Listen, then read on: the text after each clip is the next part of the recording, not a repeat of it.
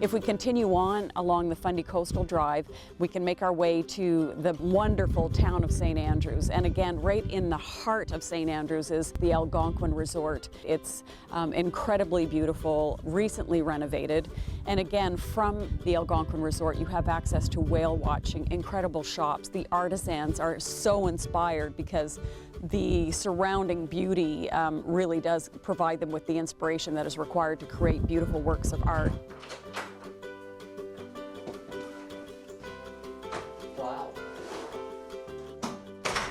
How about this then?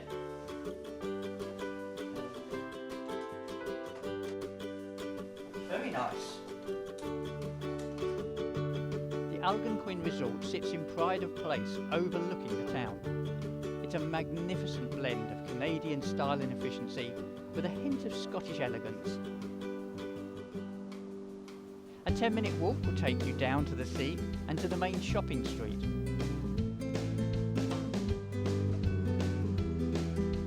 The old fire bell still sits proudly in the centre, and the immaculate pastel-coloured wooden buildings create a wonderful ambience, transporting you back to a bygone age. This was the post office in the 1800s. When we reached the harbour, it was time for another treat. Thank you so much for joining us here at Island Quest, and welcome to St. Andrews. I just want to let you know I did put the order in for this weather today. My name is Lynn. I will be one of your guides on the boat with you today. Awaiting your arrival on the Island Quest is our other guide, Nicole, and of course our famous Captain Chris. He is also going to be guiding and narrating as well as the three of us. Welcome on board. Thank you. You're more than welcome to sit inside or out, and once we're done safely, we can go topside.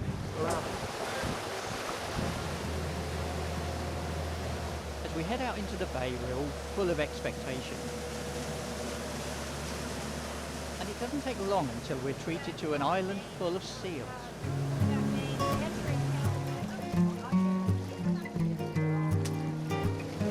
So most of these are harbor seals.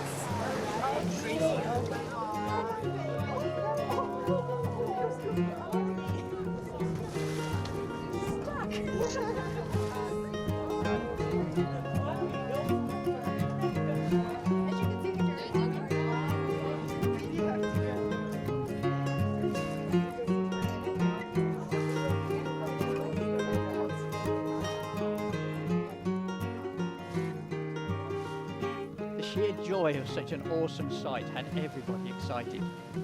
So, onwards now to the whales, we hoped.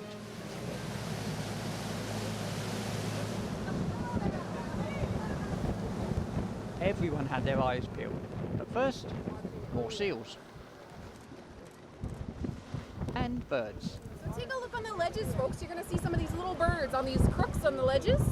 Those are black-legged kittiwakes, so a species of gull that we have in our area. So a lot of the times we see stratification in these birds, so they're layered. So you get the big, nasty black-backed gulls up on top, which are the ones that eat the other birds. You get the herring gulls, which are the guys with the gray wings, down a little bit further. And then down below you get the kittiwakes, which are the little guys that are nesting on the ledges. So these kittiwakes have eggs that have a pointed end on them. Remember those weird wooden stakes in the water while we were kayaking yesterday? Well, here's some more. So what are they? So this is a passive fishery, and it's a very ancient form of fishing. We actually adapted this from the rivers. Our local native tribes, the Passamaquoddy, would actually use this in the rivers, and they would trap different types of alewives or different types of schooling fish that were in the river systems. So we actually adapted this to a large scale and put it out here. So they're going to come in and they're going to hit the back of the weir and say they take a left. So that's going to bring them right up into this corner here beside us, because there's a big net that goes right up the shore. Good, that's got that explained, I think. Onward and more seals. So where's the whales? In front of us now are the 150-meter polar circles, so they're quite large. And the nets are like a big bag that go almost down to the ocean floor. They can be 50, 60, even up to 80 feet long of net underneath. And that holds all the fish. So per pen, there's approximately 30 to 50,000 fish, so there's quite a few fish in there, but they only take up about 4% of the volume of that net. So it's, sometimes people think fish farming, all the fish are jammed together really, really closely, when in fact, for salmon farming, it's quite the opposite. There's lots and lots of room for those fish to move around. So these pens also have netting that goes up over the top. There are some fish that have great jumping skills. Salmon are natural jumpers. They do that to get upstream when they're spawning. So they do jump. But it's also for those lovely birds of prey that we have in our area. We have eagles, we have ospreys, and they can actually swoop down and take a salmon right out of these pens. They're that accurate. I actually really enjoy all these little stops to explain things, and you do get a real feeling that you've learned something about the life out here on the bay, including the examples on board. We reach the turbulent waters where the river clashes with the sea. There's still no whales. Some operators are so sure you will see whales, they'll offer your money back as a guarantee.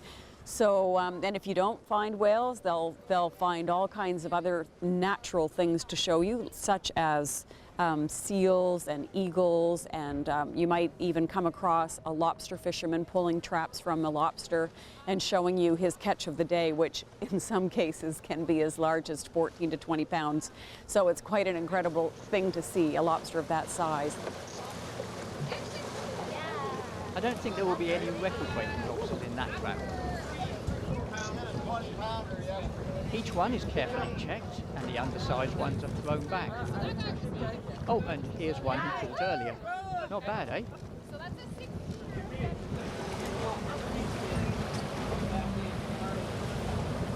So as they head off, it's our last chance to find the whales. With everyone watching, we aim for deeper water.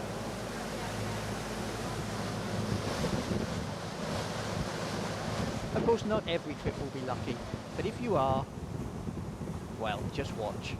Look at us, that whale.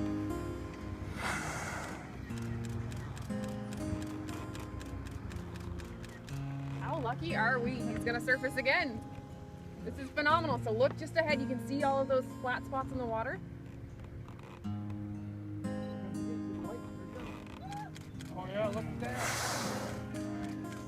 Whoa. See, you can still see the white. That whale is gonna go super close to us. Holy cow. Sideways.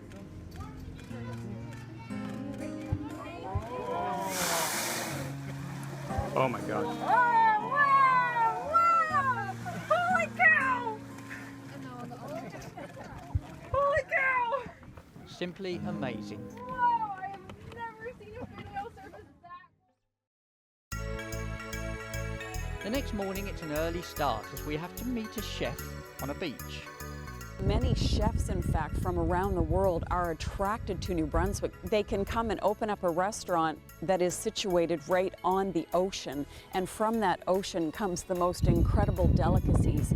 We have the freshest lobster, we have seafood, and when they say fresh, it is fresh. They get it from the dock, they get it from the lobster fishermen that they know by name. We've had instances where the chef will actually take guests foraging for the food that they're going to eat that night for dinner. It's a grass which grows in the tidal area, so in the sea, on the shore of the sea.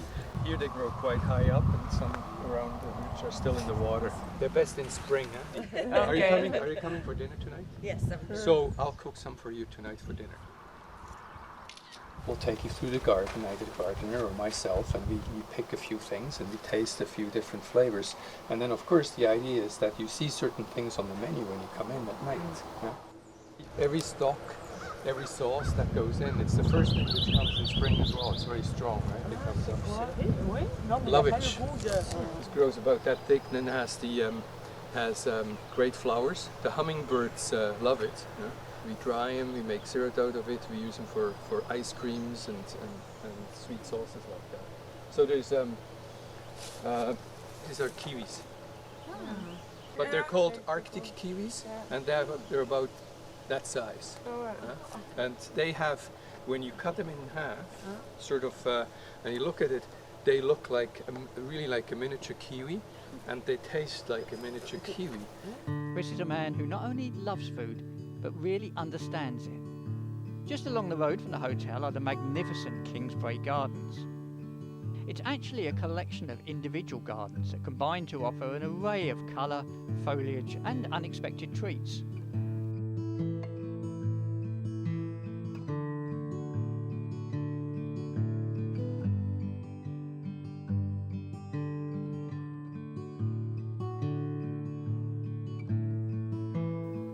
It all looks so well established, but in fact it was constructed over just 2 years in the 1990s.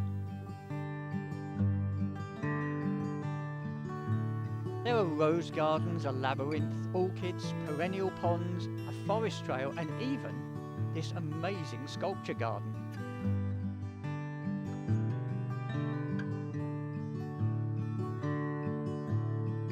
It's a great place to relax and just spend an afternoon enjoying the mass of colours.